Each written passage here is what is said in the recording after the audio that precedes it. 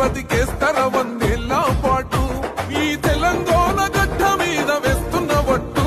పాలిస్తర పచ్చగా బతుకులు వెలిగేటట్టు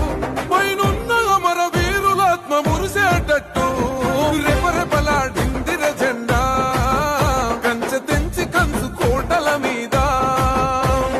నిగనిగలాడాలిర బతుకు పేద కడుపు కంది కమ్మని మెతుకు ఎనుముల రేవంతనే నేను మాటిస్తున్నా ఎవడు రమణ నా పేదంట